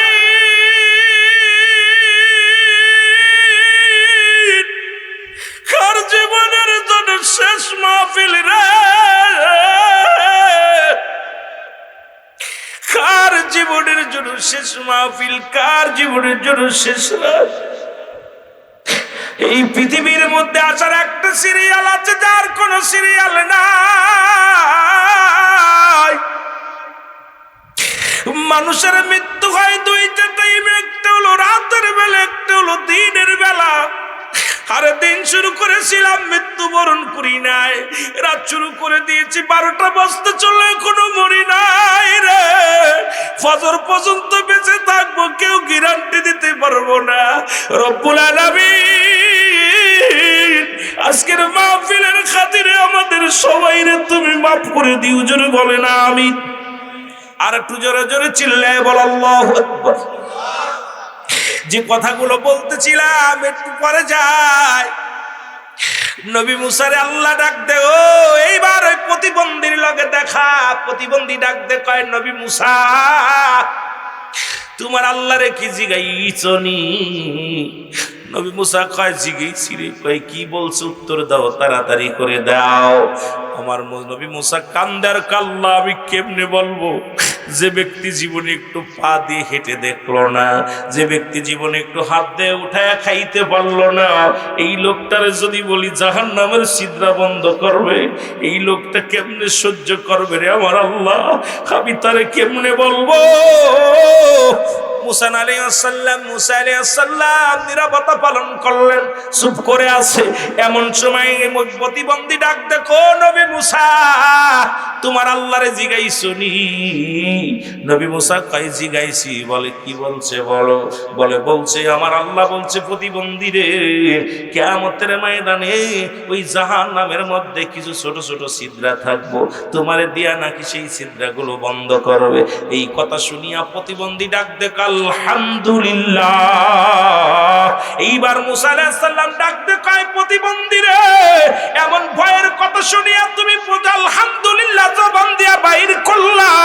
প্রতিবন্ধী আমি আল্লাহর শুকরিয়া এই জন্য আদায় করি, আমি মনে করেছিলাম আমারে বিনা কারণে দুনিয়ায় পাঠাইছে, আমারে মনে হয় কোনো কাজে লাগবে না। আমি শুনে খুশি হইলাম, আমারও একটা কাজে লাগবে, ওই জাহান্নামের ছিদ্রাগুলো বন্ধ করবে আমারে দিয়া। আমি এই জন্য শুকরিয়া আদায় করলাম আল্লাহর দরবারে। আমার আল্লাহ কয় জিবরিল আমিন তাড়াতাড়ি যা, নবী মুসারে যা বল ওই প্রতিবন্ধীর জন্য আমি আল্লাহ একটা নয় দুটি নয়, আমি আল্লাহ পাক 8টা জান্নাতের দরজা খুলে দিলাম। ওই জাহান্নামের দরজাগুলো আমি আল্লাহ মুক্ত করে দিলাম। এমন ভয়ের কথা শুনি আমি আল্লাহর শুকরিয়া আদায় করেছি ওই জবান দিয়া। আজকে আপনি যে হালাতে থাকেন বলবেন আলহামদুলিল্লাহ। খেয়ে আছেন আলহামদুলিল্লাহ। কয় মন পিএস পাইলেন, কয় মন লিচু পাইলেন, কয় হাজার লিচু ধরলো, বলবেন আলহামদুলিল্লাহ। খেয়ে আছেন আলহামদুলিল্লাহ, না খেয়ে আছেন আলহামদুলিল্লাহ। ভালো আছেন বলবেন আলহামদুলিল্লাহ, খারাপ আছেন বলেন আলহামদুলিল্লাহ, তবুও ভালো আছি। যার একটা চোখ নাই সে জানে চোখের ব্যথা, যার একখানা হাত নাই সে জানে হাতের ব্যথা, যার একটা পা নাই সে জানে পায়ের ব্যথা। আল্লাহ আপনাকে স্বয়ং সম্পূর্ণ করেছো যুবক। কত সুন্দর দুটা চোখ দান করলো, কত সুন্দর একটা মুখ দান করলো, কত সুন্দর দুটি কর্ণ দান করলো রে, কত সুন্দর দুটি হাত দান করেছে, পা দান করেছে, তোর বিবেক দিছে, বুদ্ধি দিছে। এই শুকরিয়া আদায় যদি সারা জীবন ধরে করো, আমার আল্লাহর শুকরিয়া আদায় করে শেষ হবে না। এরপরে করো না ফারমানি রে বান্দা, আল্লাহর জাহান্নাম ছাড়া কোনো গতি নাই, গতি নাই, গতি নাই। জোরে বলো ঠিক কি না? ওরে আজ না হয় কাল, তুমি আজ না হয় যাইবা কবরে যাবার বেলায় দেখবে চেয়ে গো তোমার সবই রইল পড়ে যাবার বেলায়। আরো জোরে বলেন, আজ না হয় কাল তুমি, আজ না হয় কবরে যাবার বেলায় দেখবে চেয়ে গো তোমার সবই রইল পড়ে যাবার বেলায়। তোমার দাদাই গিয়েছে, বাবাই গিয়েছে, কেউ আসলো না ফিরে, আসেনি কেউ ফিরে। তোমার দাদাই গিয়েছে, বাবাই গিয়েছে, কেউ আসলো না ফিরে। তোমারও তো যাইতে হবে রে ও ভাই অন্ধকার কবরে, তোমারও তো যাইতে হবে রে ও ভাই অন্ধকার কবরে, তোমারও। ও ভাই আজ না হয় কাল তুমি, আজ না হয় যাইবা কবরে যাবার বেলায় দেখবে চেয়ে গো তুমি যাবার বেলায় তোমার সবই রইল পড়ে যাবার বেলায় দেখবে চেয়ে গো। আরে কার জন্য ঘুষ খাও, কার জন্য সুদ খাও? এই দুনিয়ার সম্পদ খাবে লোকে, তোমার দেহ খাবে পোকে। আইরে কত সুন্দর লিচুর বাগান বানাইলা, মরে দাগ তোর ছেলে মেয়ে এটা ভাগাভাগি কইরা লইব। ছেলে মেয়ে না থাকলে প্রতিবেশী ভাগাভাগি করে লইব, না থাকলে সরকার দখল করে নিব। কিন্তু তোমার বডির বাগটা কেউ নিত না, বাপের বাগটা কেউ নিত না। ও যুবক একবার বাবারে কত সুন্দর বাড়ি করলা, এটার বাগ নিবে ছেলে মেয়ে লইব, কিন্তু বাপের বাগটা ছেলে নিবে না, বিবি নিবে না।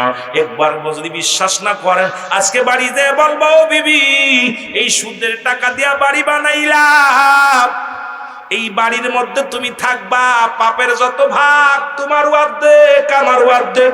বউ বলবে তুই আমারে তালাক দে, বাড়ির দরকার নাই, কারণ তুই আমার স্বামী, তোর দায়িত্ব আমারে ভরণ পোষণ দেয়া, রাখার জায়গা ভালো করে খাওয়ানোর দায়িত্ব। এই পাপের দায়িত্ব আমি নিতাম না। ছেলের জিগাইবেন, ছেলে বলবে বাদানিটার দায়িত্ব আমি নিতাম না।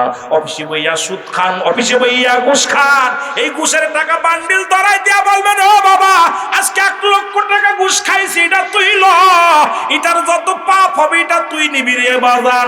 ছেলে বলবে আমার আব্বাজান টাকা চাই, পাপ চাই না, ওই টাকা আমার প্রয়োজন, পাপটা নিতাম না।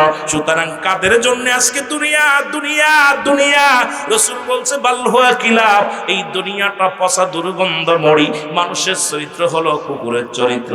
কুকুর যেমন দুনিয়ার মধ্যে দুনিয়ার মুসলমান মরি পাইলে খুশি হয়, সে জামানার মানুষগুলো সম্পদ পাইলে খুশি হবে। আজকে আল্লাহ দ্বীনের পথে ব্যয় করবে না, ওরে মুসলমান ব্যয় করবে না, কারণ তারা এই দুনিয়ার পিছে 40 বছর 50 বছর বাঁচবে, কিন্তু দুনিয়ার পিছু ছাড়বে না। যদি জানি সকালে আজরাইল আইব রে যুবক, এরে জিশার নামাজ তবু ছেড়ে দিছি, কাজা দিছি রে। কত মানুষ সিজদাগত অবস্থায় মারা যায়, কত মানুষ গমের মধ্যে মারা যায়, কত মানুষ রাস্তায় দুর্ঘটনায় মারা যায়, কত মানুষ খানা খাইতে যে মারা যায়। কোন হালাতে আমার আল্লাহ নিয়ে যাবে কেউ বলতে পারি না। জোরে জোরে চিল্লায় বলেন ঠিক কিনা? আমার মরণ না শিবে কখন কেউ তো জানি না, আমার মরণ এই আমি চলে যাব, আমায় তোমরা বইলা যাইও না, আমি চলে যাব, আমায় তোমরা। আমার মরণ আসিবে কখন কেউ তো জানি না, আমার মরণ। একটু জোরে জোরে চিল্লায় বলেন, আমার মরণ আসিবে কখন। টাকা পয়সা দালান কোটা যাহা করেছি, সব কিছু ফেলাইয়া আজি একাই চলেছি রে, আমি সব কিছু ফেলাইয়া আজি। আমি যাবার কালে ভেবে দেখি আমার কেহ নাই, আমি যাবার কালে ভেবে দেখি একটু জোরে বলেন না। আমি যাবার কালে ভেবে দেখি আমার কেহ নাই, আমার মরণ আসিবে কখন। এই পৃথিবী চিরদিনই থাকার জায়গা না, অন্ধকার কবর যে তোমার আসল ঠিকানা। বাইরে অন্ধকার কবর যে তোমার আসল ঠিকানা। বলো এই পৃথিবী চিরদিনই থাকার জায়গা নয়, অন্ধকার কবর যে তোমার আসল ঠিকানা। আমি চলে যাব, আমায় তোমরা ভুইলা যাইও না। আমি না ডানে বামে মাটি, আমার মাটির বিছানা ডানে। এরে বাদশাও মরে গেলে মাটি, প্রজাও মরে গেলে মাটি। হয়তো আপনাদের এলাকার কোন দামি মানুষ যদি মারা যায় রে, হয়তো একটু দামি কাপড় তার নসিবে হয়, হয়তো একটু মুসল্লির সংখ্যা বেশি হয়, ওই 3.5 হাত মাটির বেশি নিতে পারে না। কত শত শত বিঘে সম্পদ পড়ে থাকবে রে। ওরে যুবক বুড়া হইয়া মরবি কেউ বলতে পারি না, 50 বছর বয়সে মরব কেউ বলতে পারি না। কত যুবক পরে লেখাপড়া করে চাকরি করবে বড় রে মুসলমান। গতকালকেও 11টা লাশ আসছে বাংলাদেশে, বিদেশে চাকরি করতে গিয়েছিল, বাংলাদেশে এয়ারপোর্টে 11টা লাশ আসছে। রমজান মাসে একজন মারা গেল, সে লাশটাও আসলো। আরে বাবা মার স্বপ্ন ছিল বিদেশে যে কামাইবে, আমি টাকার মালিক হব, বাড়ির মালিক হব, গাড়ির মালিক হব। আল্লাহ আজরাইল রে পাঠায়া দিয়েছে বিদেশের মাটিতে। ওই মাহে রমাদান মাসে 7 তারিখে মারা গেছে, আজকের লাশটা আনছে দেশের বুকে। সুতরাং এই তো যুবক, আজরাইল যে কোনো মুহূর্তে ধরতে পারে গো, তোমাকে আমাকে যে কোনো মুহূর্তে ঘায়েল করে ফেলবে। সুতরাং সব সারিয়া আল্লাহর দ্বীনের পথে থাকার দরকার আছে কিনা? আর একটু জোরে জোরে চিল্লায় বলেন আছে কিনা? যে কথা বলতেছিলাম মুসলমান হযরত মুসা আলাইহিস সালাম, মনে আসেনি? আর এই চোখ দিয়ে কোনোদিন ফাইসা মেয়ে দেখি না, এই চোখ দিয়ে কোনোদিন আমি বেগানা নারীর দিকে তাকাই নাই, এই চোখ দিয়ে কোনোদিন আমি ল্যাংটা মহিলার দিকে তাকাই নাই, এই চোখ দিয়ে কোনোদিন আমি খারাপ কাজের দিকে তাকাই নাই, এই চোখ দিয়ে আমি দেখে দেখে মসজিদে গিয়েছি, এই চোখ দিয়ে আমি কোরআন তেলাওয়াত করেছি দেখে, এই চোখ দিয়ে আলেমুল আমাদের দেখেছি, এই চোখ দিয়ে আমি ঢুকতে দিতে পারি না। বলবে তোমার মুখ দিয়ে ঢুকবো, মুখ বলবে আজরাইল দাঁড়াও। এই মুখ দিয়ে আমি কোনোদিন কাউকে গালি দিই না। যাইতে পারলাম না মদিনা, মদিনার নাম কত সুন্দর,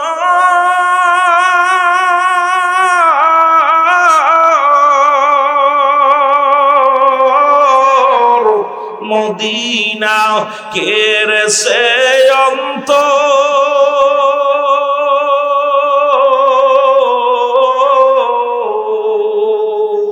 এই গরিব দুঃখীর সালাম খানি, গরিব দুঃখীর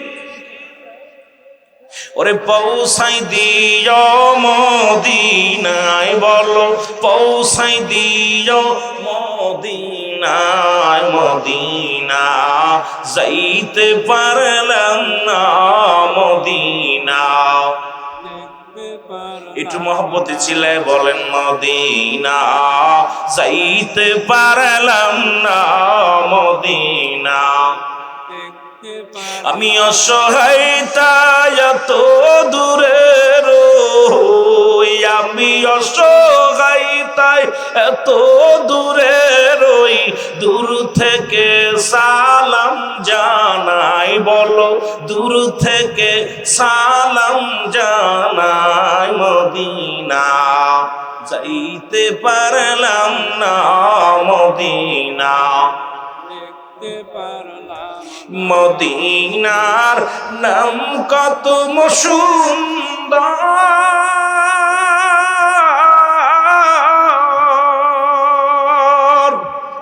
মদিনা কেড়েছে অন্তর।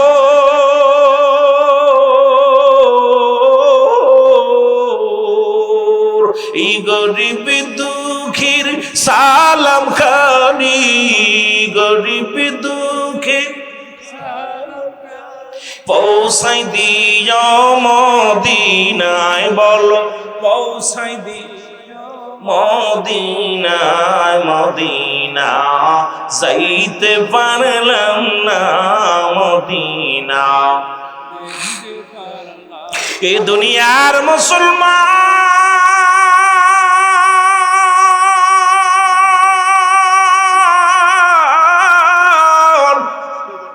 বলতেছিলাম নামাজ ছেড়ে, এক ওয়াক্ত নামাজ ছেড়ে দিয়া যুবক শোনো গো, এক ওয়াক্ত নামাজ কাজা গেলে 80 খুতবা পরিমাণ জাহান্নাম। এক রাক মুসলমান খুতবা পরিমাণ হলো 2,88,00,000 বছর। এখন ওয়াজ শোনা নফল বন্দেগী, নামাজ ছিল ফরজ।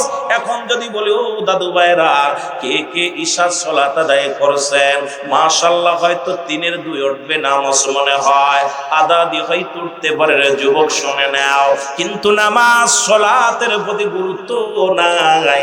আজকে সমাজ বাঁচবে কেমনে, জাতি বাঁচবে কেমনে? নামাজ সমস্ত খারাপ কাজ থেকে বাঁচায়। মুসলমান এবং কাফেরদের মধ্যে হলো পার্থক্য হলো নামাজ। ও যুবক, সেই নামাজ ছেড়ে দেয়া কবিরা গুনাহ, মিথ্যা বলা কবিরা গুনাহ। এখন যদি বলি বাদান কয়জন মিথ্যা কথা বলেন না? আমিও মিথ্যা কথা বলি, কারণ এখন আছি পাবনায়, বলি সিরাজগঞ্জ। এই যে মিথ্যার একটা কারখানা বাইর হয়ে গেছে সমাজের মধ্যে। এখন আলেম নাই, মৌলভী নয়, যদি থাকে ঘরের মধ্যে কয় বারান্দায় ঘুরি, বারান্দায় থাকলে কয় বাজারে ঘুরি। জোরে কোন ঠিক কিনা? আসেনি কথা কন? কষ্ট পাচ্ছেন আপনারা? আস্তে আস্তে আগাই, কষ্ট পাচ্ছেন? এখন মিথ্যা বলা কবিরা গুনাহ। জোরে বলতেছিলাম, আল্লামা কুতুবী রাহমাতুল্লাহ বায়ান করে, যুবক যদি আসমান থেকে জমিন পর্যন্ত খালি জায়গা গুনাহ করে ভরপুর করো গো, ওই বান্দা যখন কবরের ভয়ে, জাহান্নামের ভয়ে, বান্দা যখন খাস তওবা করে আল্লাহ বলে ডাক দেয়, ডাকতে বলে আমার আল্লাহ, জীবনের শেষ আল্লাহর মুনাজাত, আল্লাহ জীবনের শেষ মাহফিল। বান্দা যখন চোখের পানিগুলো ছেড়ে আল্লাহ বলে ডাক দেয়, আমার আল্লাহ রব্বুল আলামিন বান্দার জীবনের সব গুনাহ মাফ করে দেয়। জোরে বলেন মারহাবা। আর একটু জোরে জোরে চিল্লায় বলেন মারহাবা। তেমনি মুসলমান গভীর মনোযোগ, আল্লাহর নবীর এক সাহাবী, খুব খেয়াল করবেন যুবক বাবার, আজকে যে পহেলা বৈশাখ যে কথা বলে শুরু করেছিলাম, হাজার হাজার জিনা, হাজার হাজার ব্যভিচার, নিজের বউ সাজাইয়া রাস্তায় বাইর করলা, নিজের মেয়ের কাপড় পরাইয়া রাস্তায় বাইর করলা, নিজের বোনগুলো বাইরে গেল। যুবক, আজকে পহেলা বৈশাখে কত গুনাহ করলা। নবীর এক প্রিয় সাহাবী ছিল মুসলমান, হযরত সালাবা রাদিয়াল্লাহু তাআলা, এই জগৎ বিখ্যাত একজন আল্লাহর পাকের রাসূলের সাহাবী। এই সালাবা একদিন রাসূলের সামনে দিয়া যাইতেছিল, রাসূল বললেন বেগানা নারী দেখা হারাম।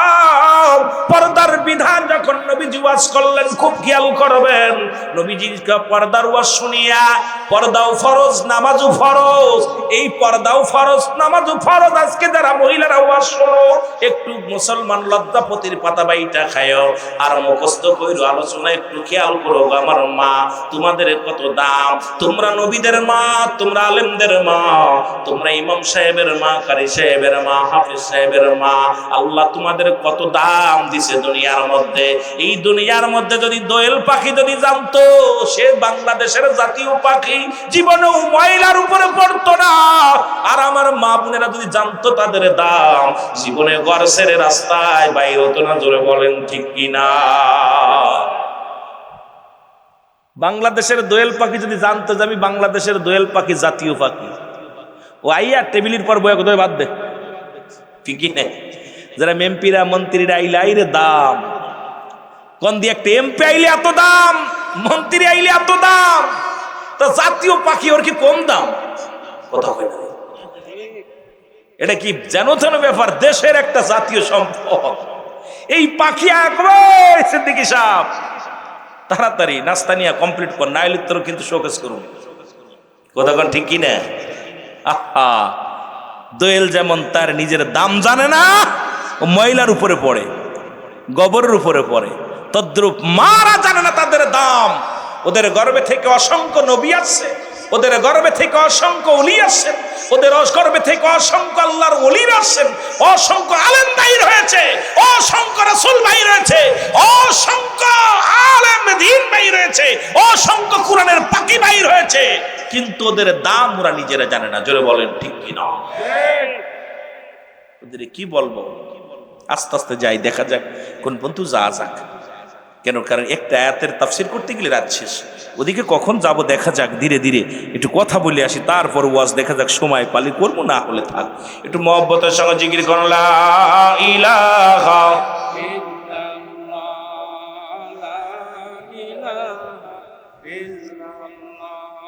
আরো জোরে লা ইলাহা লা ইলাহা। তুমি কাউকে বানাইলা নবীউল্লাহ, তুমি কাউকে বানাইলা খলিলুল্লাহ, অগণর মুহাম্মদ সাল্লাল্লাহ, লা ইলাহা ইল্লাল্লাহ, বলো লা ইলাহা। এই পর্যন্ত সীমাবদ্ধ থাকলে হবে না। এই কালেমাটা ছিল আদম আলাইহিস সালাম, আদম বলেছে লা ইলাহা ইল্লাল্লাহ, আদম শফিউল্লাহ, লা ইলাহা ইল্লাল্লাহ ইব্রাহিম খলিলুল্লাহ, লা ইলাহা ইল্লাল্লাহ ঈসা রূহুল্লাহ, লা ইলাহা ইল্লাল্লাহ ইব্রাহিম খলিলুল্লাহ। এখন আমার নবী উম্মত বলে দাবি করতে হলে শেষের টুকু বলা লাগবে মুহাম্মাদুর রাসূলুল্লাহ। জোরে জোরে চিল্লায়া বলা যাবে না মারহাবা। কথা কি ক্লিয়ার? এটা খেলে আমার নবীর কালেমা না। আদম থেকে শুরু করে আদম বলছে আমি আদম শফিউল্লাহ, আমি ইব্রাহিম খলিলুল্লাহ, মূসা খলিমুল্লাহ, ঈসা রূহুল্লাহ। সব নবী তার পরিচয় তুলে ধরছে, আমার নবীও পরিচয় তুলে ধরেছে। আল্লাহ ছাড়া কোনো মাবুদ নাই, আল্লাহ ছাড়া কোনো ইলাহ নাই, তাকে পাওয়া এবং তাকে চিনার জন্য মাধ্যম আমি নবী, আর আমি আল্লাহর পয়গম্বর, বা আমি একজন নবী মুহাম্মদুর রাসূলুল্লাহ সাল্লাল্লাহু। এই যুবক যে কথা বলতেছিলাম শুনালেন, এইবার আজকে যারা পহেলা বৈশাখের পক্ষে ছিল গো, নববর্ষের পয়লা বৈশাখের যারা মুসলিম রাষ্ট্র, যেখানে 82% মুসলমান, এই দেশে আরবি মাস নয় বাংলা মাস গণনা করি, তাদের সঙ্গে তালি দিয়ে আমরা দাড়িওয়ালারাও চলি, আমরা টুপিওয়ালারাও চলি। নববর্ষ খারাপ বলবো না, যদিও পালন করো বাংলা মাসের প্রথম পালন করো, কোরআন তেলাওয়াত করো, সকালবেলা উইটে আল্লাহর কাছে ফজরের নামাজ পড়ে দোয়া করো। আইরে কপাল পুরা ফজরের নামাজ নাই, যখন সকাল হইছে ঢং সং সাজিয়া, কত বুতুম সাজিয়া, বুত সাজিয়া, প্রতিমা সাজিয়া রাস্তায় বাইর হইলা। এর কোন ফতুয়ায় পাইলা, কোন কুরআনে পাইলা, কোন হাদিসে পাইলা, দেখার দরকার। আজকে তাদের সঙ্গে আমরা যারা মৌলবীরা তাল মালাইল বা তাল মিলাইলাম, আমি কিরা সুবিধাবাদী লোক। আল্লাহ কমিনান নাস, মানুষের মধ্যে মায়া করলো, তারা বলবে আমার নেতার ঈমান আনছে, বিল্লাহি আল্লাহর প্রতি অবিলম্বিনা আখিরাতের প্রতি বিশ্বাস স্থাপন করছে। ওমা হুম বিমুমিনিন।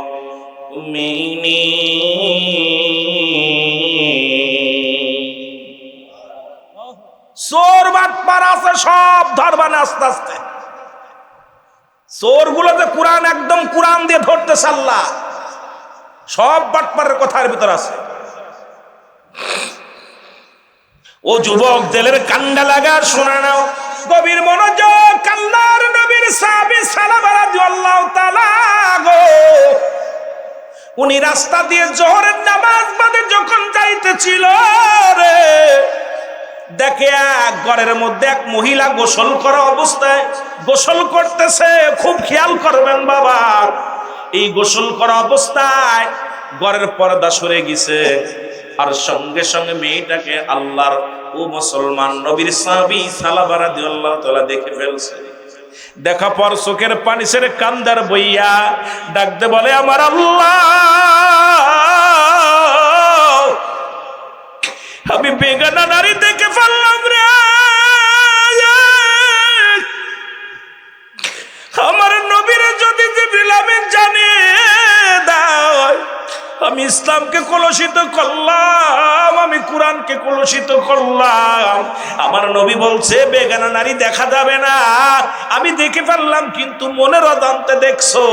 আজকে নারী পুরুষ একত্রিত হইয়া ডোল পিটাও, ও ফতুয়া কই ফাইলা জানতে চায়, কিন্তু আল্লাহর নবীর সাহাবী শুধু এক নজর দেখার কারণে সঙ্গে সঙ্গে বয়া পড়ছে জমিনের মধ্যে, বয়া চিন্তা করে না এই গুনাহ যদি আল্লাহ মাফ না করে, আমার আল্লাহ যদি ধরে কিয়ামতের ময়দানে কি জবাব দিব, ওই খবরে আমি কি জবাব দিব। আল্লাহর নবীর সাহাবী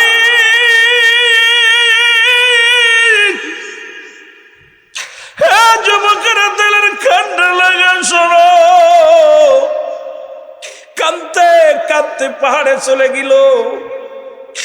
একদিন নয়, দুদিন নয়, কিছুদিন পার হয়ে গেল।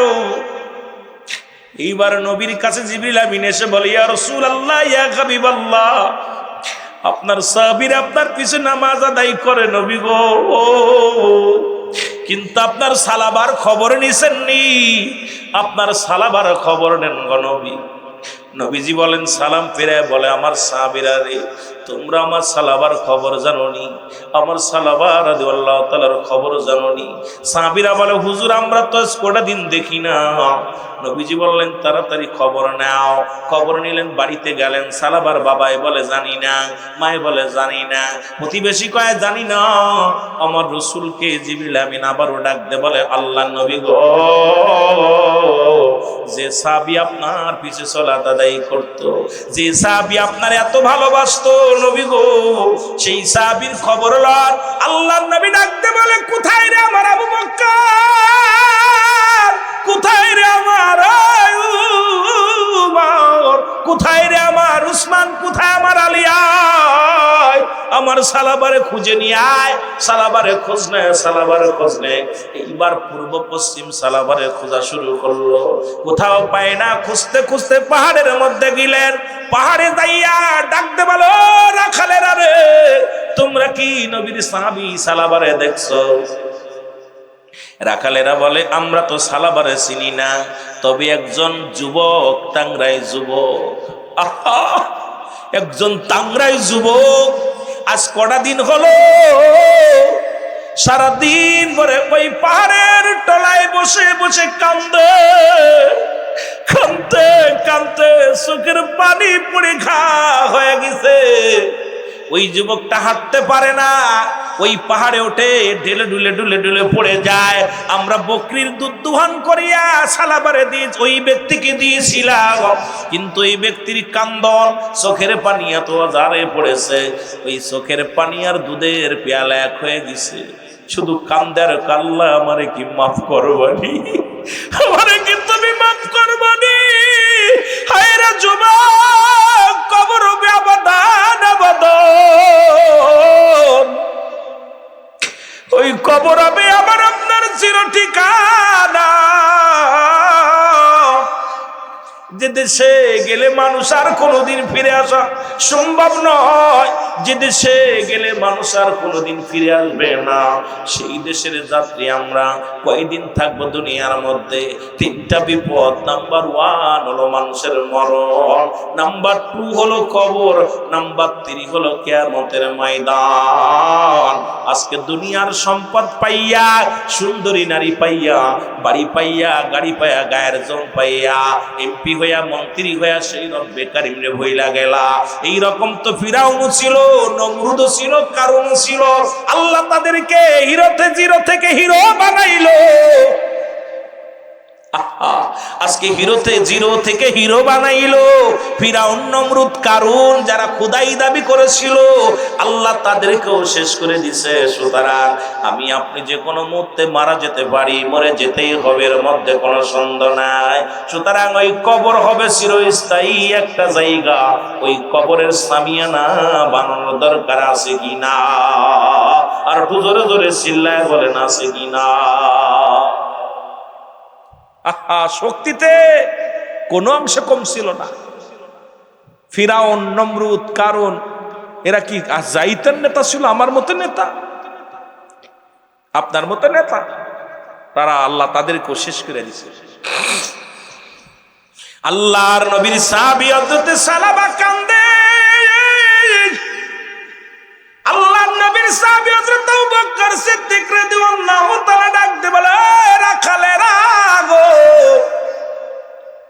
তোমরা সালাবার সন্ধান দিতে পারো কি না? বলে আমরা সালাবার চিনি না, নবীর সাহাবী চিনি না, তবে একজন যুবক মানুষ অজার নয়নে কান্দে, চোখের পানি ফেলায় ফেলায় কান্দে। এই কান্দনগত সাহাবীরে দেখলাম। এবার আল্লাহর নবীর সাহাবীরা দৌড়াইয়া গেলেন, যায় দেখে সালাবা পাহাড়ের কন্যারে বইয়া চোখের পানিগুলো সেরে সেরে কান্দে। আল্লাহর নবীর সাহাবীরা যে বলে, সালাবা রে,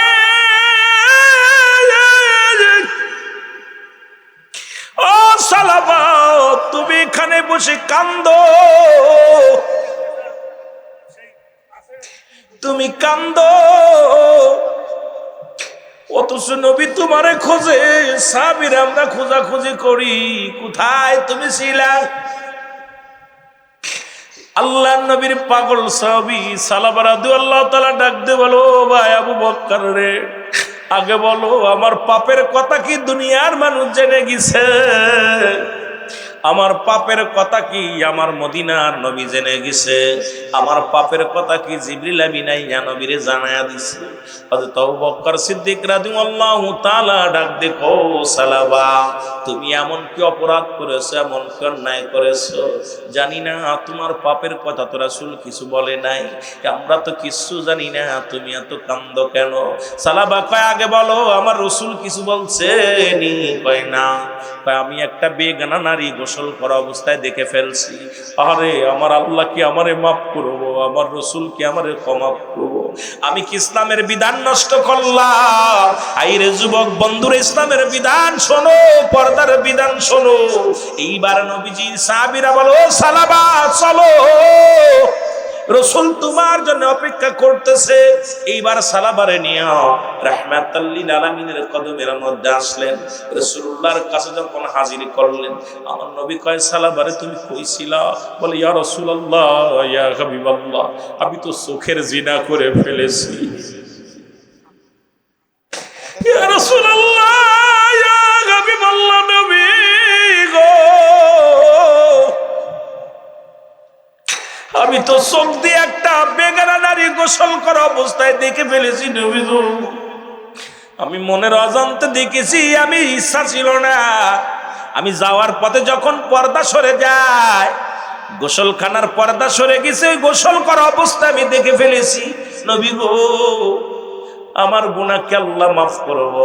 আমার নবী কয়, সালাবারে তোমার বিষয় তো আমার আল্লাহ জিবরিল আমিন দিয়ে কিছু জানাই নাই, তাহলেও তুমি পড়ো। সালাবা পড়ে, এবার তওবা করে, আস্তাগফিরুল্লাহ রাব্বি মিন কুল্লি যামবি আতুবু ইলাইহি। সবাই আমার সাথে পড়েন, আস্তাগফিরুল্লাহ রাব্বি মিন কুল্লি যামবি আতুবু ইলাইহি লা হাওলা ওয়ালা কুওয়াতা ইল্লা বিল্লাহিল আলিয়্যিল আযীম। লা ইলাহা ইল্লাল্লাহু লা ইলাহা ইল্লাল্লাহু মুহাম্মাদুর রাসূলুল্লাহ সাল্লাল্লাহু আলাইহি ওয়াসাল্লাম। আশহাদু আল্লা ইলাহা ইল্লাল্লাহ ওয়াহদাহু লা শারীকা লাহু আশহাদু আন্না মুহাম্মাদান আবদুহু ওয়া রাসূলুহু। জোরে জোরে চিল্লায় বলা যাবে না আল্লাহু আকবার। আর একটু জোরে জোরে চিল্লায় বলা যাবে না আল্লাহু আকবার। একটু মহব্বতের সঙ্গে জিকির করেন, লা ইলাহা, আর জোরে লা ইলাহা, মহব্বত লা ইলাহা, লা ইলাহা ইল্লাল্লাহু মুহাম্মাদুর রাসূলুল্লাহ সাল্লাল্লাহু আলাইহি ওয়াসাল্লাম। এই দুনিয়ার মুসলমান,